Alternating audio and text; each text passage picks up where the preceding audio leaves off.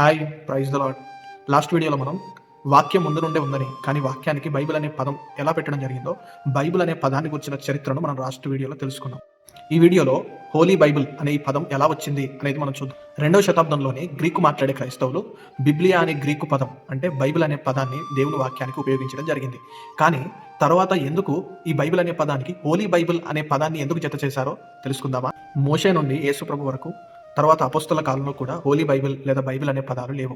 కానీ వాక్యం మోషే కాలం నుండే ఉంది. ఈ పదాలన్నీ తర్వాత జత చేయబడ్డాయి. హోలీ బైబిల్ అనే పదం ఒక వ్యక్తి పెట్టిన పేరు కాదు. క్రీస్తు శకం 4వ శతాబ్దంలో సంఘమంతా దేవుని వాక్యానికి బిరుదుగా ఇచ్చిన పేరే ఈ హోలీ బైబిల్ అనే పేరు.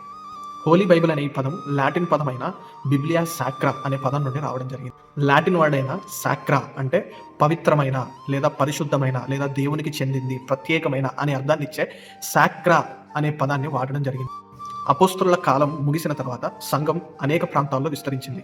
తర్వాత అనేక గ్రంథాలు కూడా బయటకు రావడం జరిగింది.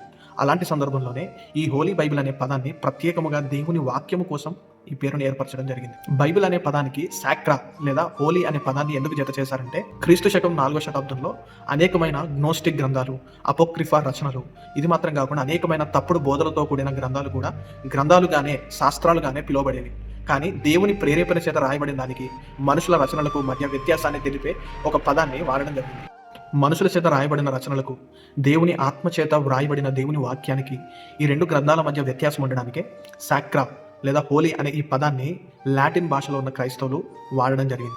ఇదే మాటను యేసుప్రభు శిష్యుడైన పేతురు గారు తన 2వ పత్రికను రాస్తూ 1వ అధ్యాయం 21వ వచనంలో దేవుని మాట అనేది మనుషుని ఆలోచన బట్టి పుట్టలేదని, దేవుని మాటను మనుషులు పలకడానికి గల కారణం దేవుని ఆత్మ ప్రేరణే అని తెలియజేయడం జరిగింది. మోషే కాలం నుండి అంటే క్రీస్తు పూర్వం 1500వ శతాబ్దం నుండే దేవుని వాక్యము మనుషుల ద్వారా దేవుని ఆత్మ ప్రేరేపణ చేత వ్రాయబడుతూ మనిషి హస్తంతో రాయబడుతుంది. కానీ దాని వెనుకున్న ఆలోచన లేదా నడిపింపు అది పరిశుద్ధాత్మనిది లేదా దేవుని ఆత్మది అని మనం గ్రహించాలి వాక్యం ద్వారా.